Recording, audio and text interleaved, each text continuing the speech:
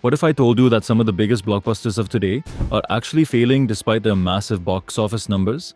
And on the flip side, movies you've never even heard of, films that completely bombed in theaters, are secretly making millions right now?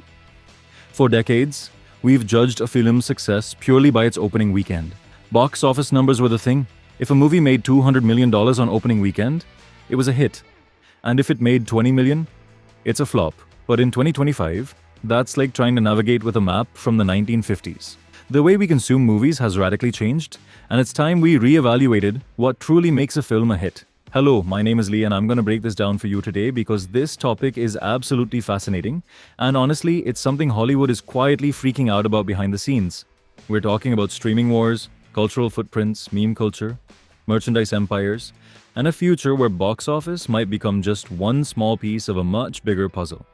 So stick around, hit that like button, and let's dive into why box office numbers no longer tell the full story of a movie's success. So let's start with the obvious question. Why did box office numbers matter so much in the first place? Well, for most of cinema history, the theatrical release was the only release.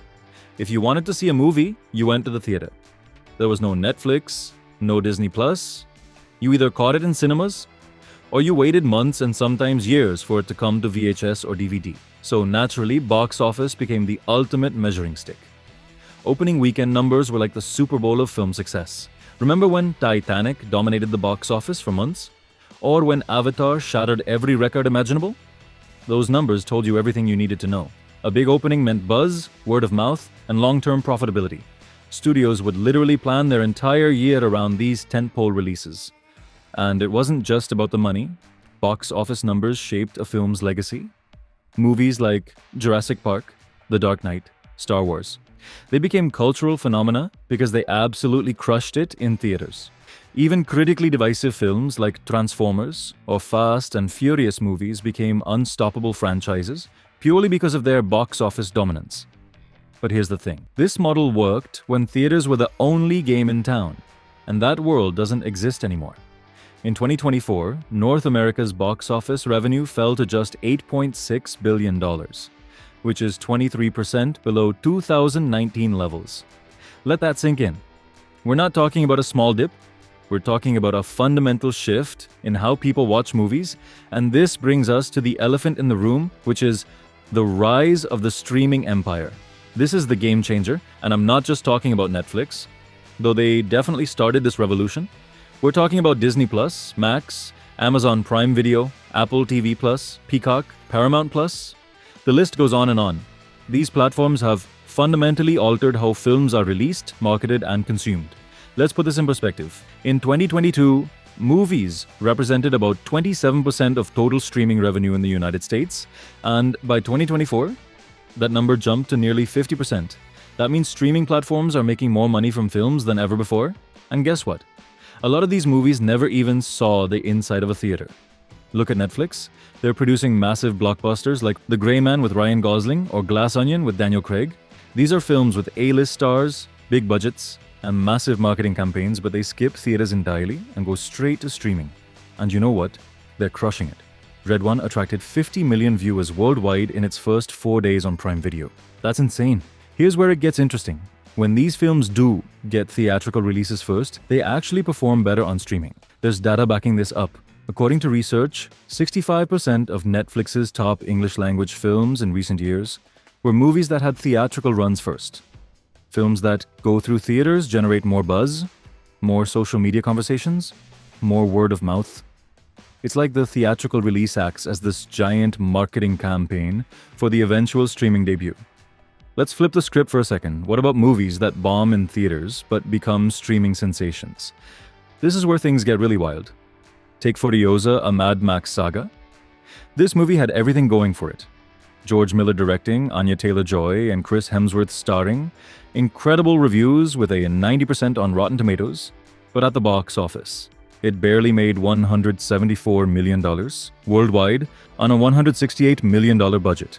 That's a disaster by traditional standards, but here's the kicker. Once it hit Max, it became one of the most watched films on the platform. Same with The Fall Guy, starring Ryan Gosling and Emily Blunt. Box office flop, but streaming hit. Madam Web, was terrible movie, box office bomb, but when it dropped on Netflix, it shot to the top of the charts because people wanted to see just how bad it was. It became a meme, a cultural moment, and Netflix made a fortune off hate watching. So here's the paradox. A film can be a massive cultural hit without ever hitting theaters, or it can bomb in theaters and still make serious money on streaming. The old rules don't apply anymore, and this is just the beginning. So, if box office isn't the end-all be-all anymore, what are the new metrics of success? Let me introduce you to something I like to call the cultural footprint. This is a movie's impact beyond just ticket sales. We're talking social media buzz, meme generation, fan theories, TikTok trends, all of that. Let's use a recent example. Barbie. This movie made over $1 billion at the box office, but its success went way beyond theaters. It dominated TikTok for months. People were dressing in pink, creating Barbenheimer content when it was released alongside Oppenheimer, sharing memes, making fan art. The cultural conversation around Barbie was absolutely massive. That's a cultural footprint. Now compare that to a movie like The Marvels, which made only $84 million domestically and had virtually zero cultural impact. No memes, no viral moments, no one was talking about it. It came and went like a whisper. Box office numbers aside, The Marvels was a cultural ghost. And it's not just about social media. Let's talk merchandise. Did you know that in 2016, global licensed merchandise sales hit $262.9 billion? That's 7 times more than the entire worldwide box office that year, which was $38.6 billion. Toys, video games, clothing, theme park attractions. These revenue streams absolutely dwarf theatrical earnings. Look at the Marvel Cinematic Universe. Yeah, the movies make bank, over $32 billion at the box office, but the franchise itself is estimated to be worth $54 billion when you factor in merchandise, theme park rides, video games, streaming, and everything else. Disney's purchase of Marvel in 2009 has generated a 3.3 times return on investment, and most of that isn't from theaters. It's from this massive ecosystem of revenue streams. Or think about Frozen. That movie made $1.3 billion at the box office, which is incredible, but it made even more from merchandise sales. Elsa dresses, Olaf toys, soundtracks, Broadway shows, theme park meet and greets. The cultural footprint of Frozen turned it into a multi-billion-dollar empire. And here's where cult classics come into play. Some movies underperform theatrically, but become streaming powerhouses years later. Blade Runner bombed when it came out in 1982. The Thing was a failure. Donnie Darko made only $7.5 million at the box office, but these films found their audiences on home video, DVD, streaming, and became iconic. They didn't make money opening weekend, but over time they built passionate fan bases that kept buying, rewatching, and recommending them. So success isn't just about that first weekend anymore. It's about longevity, rewatchability, and cultural staying power. And studios are starting to realize this. Let's zoom out for a second and talk about something that's completely changing the game. Global digital availability. In the old days, a movie would release in the US first, then roll out internationally over weeks or even months. By the time it hit some countries, everyone had already pirated it or lost interest. But streaming changed all that. Now films can drop simultaneously across 190 plus countries on platforms like Netflix or Disney+. It's called day and date release, and it's a massive deal. When Squid Game dropped on Netflix, it became a global phenomenon overnight because everyone could watch it at the same time. No delays, no regional restrictions, no waiting. That's the power of global digital distribution. And here's why this matters for measuring success. International streaming performance is huge. A movie might flop in the US but dominate in Asia, Europe, or Latin America. Netflix's Extraction with Chris Hemsworth? It didn't get a theatrical release, but it was watched by 99 million households globally in its first 4 weeks. That's a metric you'd never see with traditional box office reporting. So, we're moving toward a world where global digital gross might become the new standard. Imagine if instead of just tracking box office, we tracked total viewership hours, streaming revenue, VOD purchases, and international engagement all combined. That would give you a much clearer picture of a film's true success. But here's the problem. Streaming platforms don't always release their numbers. Netflix is notoriously secretive. Disney Plus doesn't break down individual film performance, so we're in this weird gray area where we know streaming is dominating, but we don't always have the data to back it up publicly. That's changing though. Platforms are starting to release engagement reports, and third-party analytics companies, like Parrot Analytics, are filling in the gaps. Success is now global, digital, and multi-platform. A movie doesn't need a massive US opening to be a winner anymore. Alright, we're in the home stretch here. Let's talk about the future. How are studios and investors reevaluating success, and what does the next decade look like? First off, studios are moving away from pure box office obsession and toward a mosaic of metrics model. They're asking questions like, how many subscribers did this movie bring to our streaming platform? How long did people watch it? What was the social media engagement? Did it drive merchandise sales? Is it spawning a franchise or theme park attraction? Take Disney's approach. When they release a Marvel movie, they're not just thinking about opening weekend. They're thinking about Disney Plus subscriptions, merchandise, theme park rides, video game tie-ins, and long-term franchise potential. Black Panther made $700 million domestically, but it also led to theme park expansions, toy sales, and a sequel. That's a winning formula. Or look at Universal's Epic Universe theme park, which cost $7 billion to build. It features entire worlds based on IP like How to Train Your Dragon, Harry Potter, and Nintendo. These aren't just rides, they're revenue-generating ecosystems built on the cultural footprint of successful films and franchises.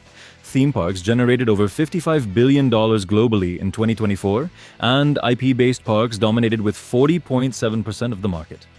Video game adaptations are another huge frontier. The Last of Us TV series on HBO drove massive spikes in game sales. Fallout on Prime Video generated an estimated $100 million in licensing value for Microsoft and Bethesda. This cross-pollination effect, where film and TV drives game sales and vice versa, is becoming a critical part of how success is measured. And let's talk about subscriber acquisition and churn rates. For streaming platforms, keeping subscribers is more important than just getting views. Yet if a movie brings in 10 million new subscribers who stick around for 6 months, that's way more valuable than a one-time box office hit. Platforms like Netflix are obsessed with engagement rate and lifetime value, how long people watch, what keeps them subscribed, and what content reduces churn. So the future isn't about box office alone. It's about building interconnected entertainment ecosystems where films, shows, games, merchandise, and experiences all feed into each other. A movie isn't just a 2-hour story anymore.